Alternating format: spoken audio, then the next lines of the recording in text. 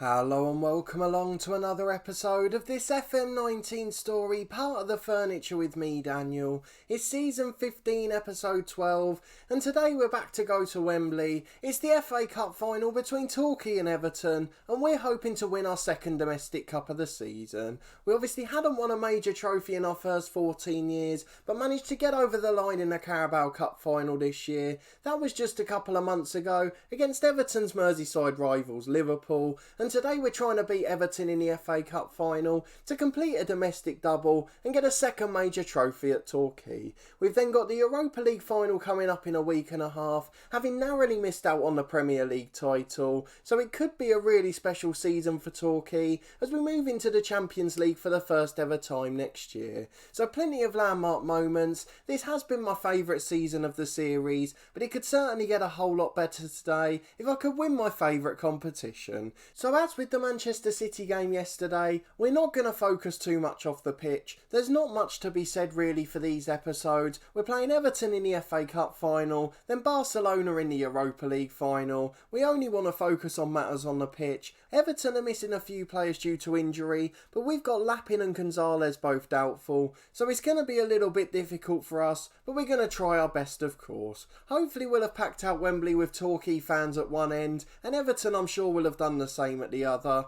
and for us we're starting to make real progress now, so I'm hoping we can compete with the big boys too. We're at home to Everton, who finished 10th in the Premier League, so in theory we are slight favourites. It's almost a sellout at Wembley, over 88,000 fans expected. We've got a really terrible head-to-head record against Everton. We joked in our first few Premier League seasons about Everton being our bogey side, but we can't afford to have that today. We need to find a way to get the victory. It's Julian Lopetegui in charge for them, of course a former manager of Spain and Real Madrid briefly, and before that Bilbao more successfully. But let's go and look at our lineup for today and see the 11 we picked to get us over the line. Here's the squad for today's game then. We've stuck with the attacking fullbacks. We did mention we might bring them back a little bit for these finals, but in the end we've chosen against it. We've got one of the best offensive records in the league this season, and we've won games and got to the finals this way, so why not continue it once more? We've got Stojanovic in goal as the sweeper keeper. He's been fantastic for us all season. A goalkeeper with a rating above a 7 shows you just how good he's been. Then Quirk and Moraes are the fullbacks for us. Moraes had a shocker against Manchester City, so we're hoping he doesn't do the same today, though Lonergan Irwin's on the bench if need be. Moniverson and McDonald play centre half. Recchio left on the bench today. He's been brilliant when he's come in this season, and he has now got a better star rating than Moniverson, but these two have won all the big games for us, so they're the two we're going for again today. We've got Bacanes in the holding role, our best rated player according to our assistant manager, but for me it's Omar who's back in central midfield. Played in that Europa League semi-final 9 days ago, was the difference at home to AC Milan. He's going to be joined by Keita, with the injured Lapin staying on the bench as he's back to 94% condition. We've got Silla and Sousa on the wings with Andrade up front, certainly the area of the team that needs improving next year. We've got to find a new right winger. Sousa's a really decent player, but Gonzalez has been injured half of the season, so he's going to go and we'll try and bring in a world-class right-sided player. Silla and Kozil are okay on the left, and then we'd like to bring in Julian again up front. Hopefully he'll come after not playing much for City this year. Andrade's coming to form though, and we've got some goal scorers there, with Rutherford on the bench if we need some more goals. So that means our bench is pretty strong. Rutherford and Kozil capable of getting goals. Lapin a solid midfield player to come on. Raphael a good holding option as well. If we wanted to tweak our formation late on, he could give us a bit more solidity. And then 3 defenders, Cisse and Lonergan Irwin at fullback, and Recchio the centre half if we need a deputy. But let's go and get into the game. I've decided against the sub goalkeeper again. If it happens it's a 1 in a million chance, and we'll just have to accept it's not our day. So let's go and get into it, and hopefully we can get a result against Everton, despite Omar not being match sharp. He wasn't against Milan and it didn't make any difference. He's got another week and a half to recover after this, so I'm not too worried about his condition at the end. Here we go then, both teams playing the same formation, a 4-3-3 for both of us, and I'm a bit upset on the right wing for Everton. Darnell Woodbine's playing for them, a player that you may remember from our first FA Cup final appearance. I think it was 2 or maybe 3 years ago. We played against Arsenal and he came on and stole the game for them in extra time. He was sensational on that occasion, so he's certainly our FA Cup final villain. They've got Goebbels up front, a real life player. He's absolutely fantastic. And then a string of really good regens, including Stephen Tong at left back. He's the current England captain and left full back, so he's certainly a very good player, earning nearly 300 grand a week there at Everton. To put it into perspective how much ahead of us they are. That's financially though. On the pitch we can certainly compete. We just need to be on form for this final, and having won one here already this season, hopefully the lads will know what to expect. So we're going to tell the lads to go and prove a point, just as Stuart Jelling recommends. The defence and attack are pretty motivated, and the midfield have all listened keenly. We've got a tunnel interview to deal with, so let's go and see that. We make ourselves slight favourites, we're not going to say that. We're looking forward to the game.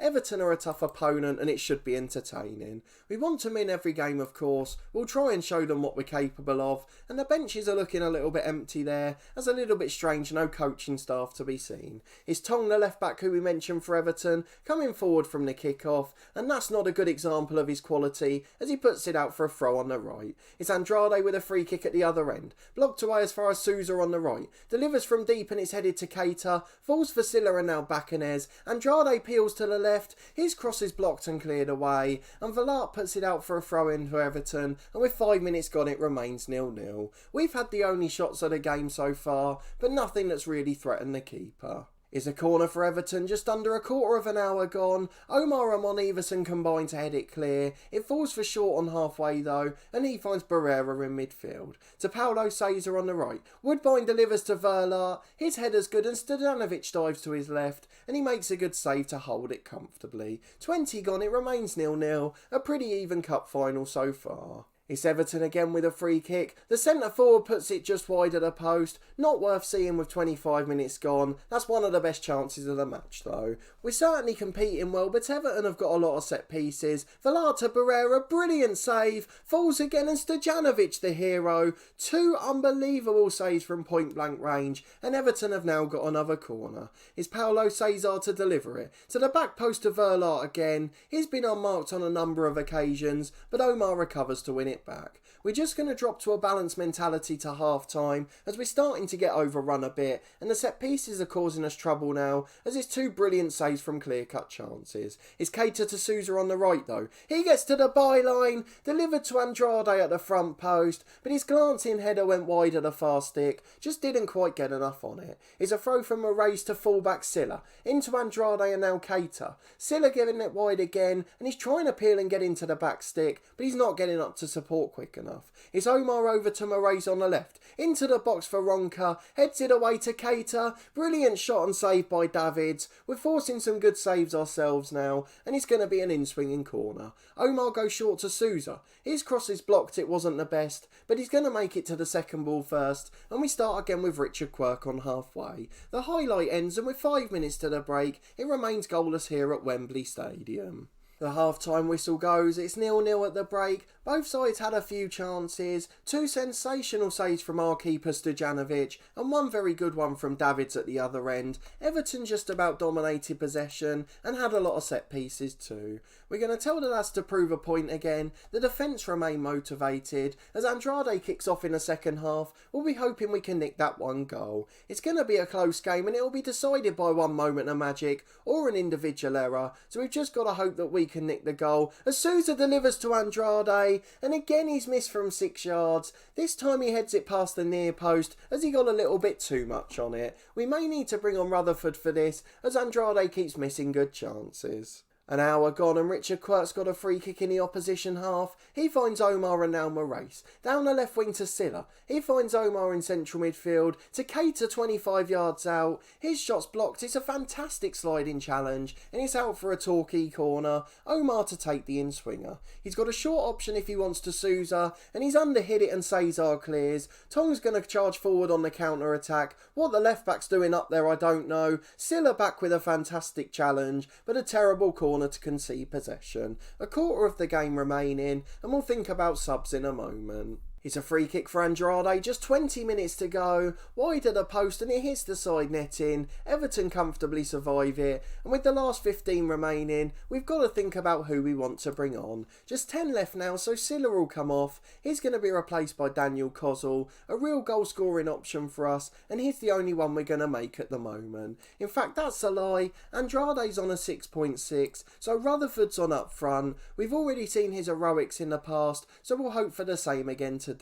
He scored that winner against AC Milan, so his confidence should be pretty high at the moment. 10 to go and it's still 0-0. Everton now coming forward again. Cesar down the right wing to Short, delivers into the box and McDonald heads up. Verlart's shot's blocked by Mon-Iversen and Sousa can clear it down the right. We've got a warning to close Verlart down now, as there's just 3 minutes of normal time remaining. It's Omar in central midfield to Bakanes. He goes back to McDonald. Now Bakanes again into Omar. In the centre circle area, Kozul cutting in from the left wing and a good switch of play to Sousa. Crosses to the back post, Kozul's there, hits the post and then a great save by Davids. I thought he was going to nick it for us again. A fantastic goal return off the bench this season, but unfortunately it wasn't to be. Into 1 minute of stoppage time and I think we've got 30 more to go. We had this against Arsenal and we fell away a little bit, so I'm hoping it won't be the case today. But let's go and talk to the lads, and Stuart Jelling again wants them to prove a point. We're going to listen to him and the lads are still motivated, so let's go and get into extra time.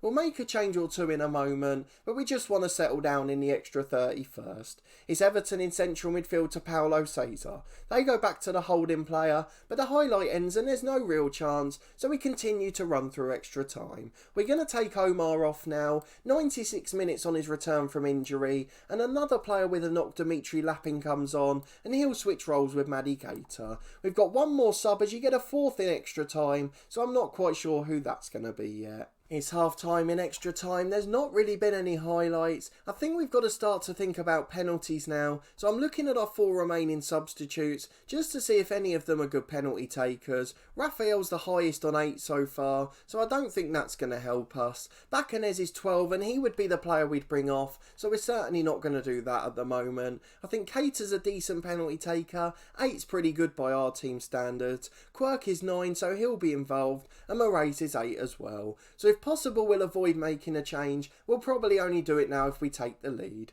Let's get into the second half. We're going to demand a bit more from the lads. As Keita comes over halfway to the right, he plays it out to Sousa. Runs at the defence but Tong with the challenge. In fact it's Selper who's come on at left back. 12 minutes to go and we've got to find a chance here. Can we do it with this long throw on the right? Quirk has it headed away but it's straight back to him. Dimitri Lappin from the edge. Back heel to Mon-Iversen who was going back from the long throw. Lappin finds it again to Sousa. He's got Quirk at right back who can cross into the box and it's headed away. Falls for Bakanes 30 yards out. He gives it to Keita. Great reverse ball. Rutherford puts it in the bottom corner. Off the bench it's Lee Rutherford. A wonderful pass from Keita. World class reverse ball. And now we've got 10 minutes to hang on and we've got to start thinking about another change. I think it's going to be Bakanes, really struggling for fitness. We've got Moraes at left back in the same position, but Raphael's the better sub option, so we're going to bring him on for Bakanes. He'll go into the holding role. We're going to drop Keita back to a support duty, just to make sure he doesn't go too far forward in midfield.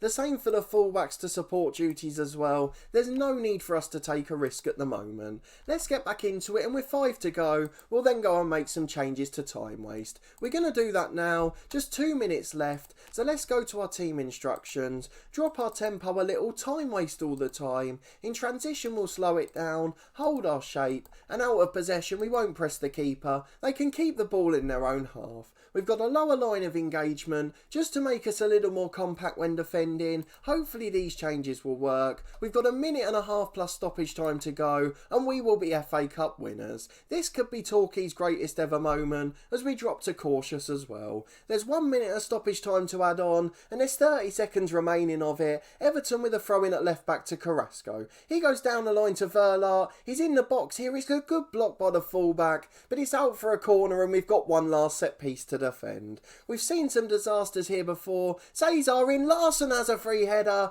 but it's just over the bar. The final whistle goes. We've won the domestic cup double. We've won the FA Cup with Torquay United. My favourite trophy, and what a moment. The pink and grey suit gets another outing. That was an unbelievable performance. Lee Rutherford, the hero off the bench. He's come so far with us after helping us to the Premier League, and now he's played a big role in plenty of cup finals. Also scored a late winner to get us to the European final. He's going to be one of the heroes at the end of this save. Fantastic work from the lads, and 2 trophies after none in 14 years. Enjoy our success. They're the moments these lads need to remember. They've reacted brilliantly to that one, and hopefully that will get the confidence high ahead of our Europa League final against Barcelona. We've got one league game to come in the meantime, but we'll play our reserve side for that one. There's nothing to play for in that, so we've got Champions League football guaranteed, and we've won 2 trophies already, with one more final to come. I could not be more delighted with that.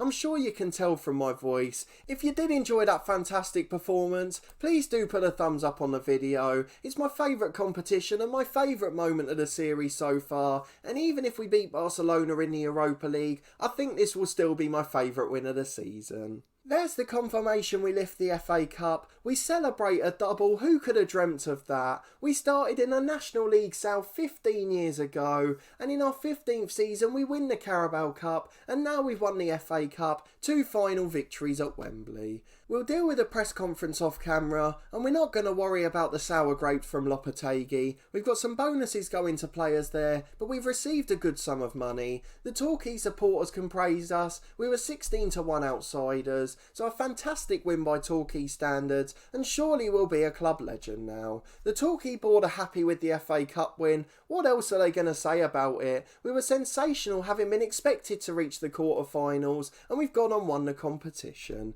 The squad get a payout of 1.1 million, but it still leaves the club in a little bit of profit. The FA Cup review confirms our victory, a 5-1 win against Port Vale, a 1-0 win against Liverpool, 4-0 against Stoke, 2-1 against Newcastle, plenty of big victories in that one, and Port Vale were the big overachievers of this competition before we went and beat them in the 5th round. The League 2 side put up a good fight this season, and look at that for the highest average rating. The man we said who's got to go this summer, Alvaro Gonzalez, the injury-prone winger, he played well when he was in the side, and he surely had a great game against Port Vale. But I'm just so delighted with that performance. Let's go and have a look at the club here. Are we on the legend screen yet? That's what I want to know. We are, and we're joined by Lee Rutherford, 2 people who deserve to be there. Ourself as manager, some brilliant achievements, and Rutherford has scored some crucial goals on the way. In our icons, we've got some great former players, the likes of Mikhail Kennedy and Owen Jack, but Omar's made his way on there as well, joining the likes of Reece Williams and Adam Lewis. And then in favoured personnel, Lucas Bedger makes an appearance. He's been really good for us, and he's another one of the few that will probably leave this summer, having given us some years of brilliant service. But what a performance, what a day. If you did enjoy it, please put a thumbs up on the video. Let me know down in the comments what you thought of the performance, and any changes you think I need to make for the Europa League final. Barcelona are sure to be stiffer opponents, and we're likely to be outclassed by them. We're surely going to be underdogs for that game. Barcelona still got some fantastic players.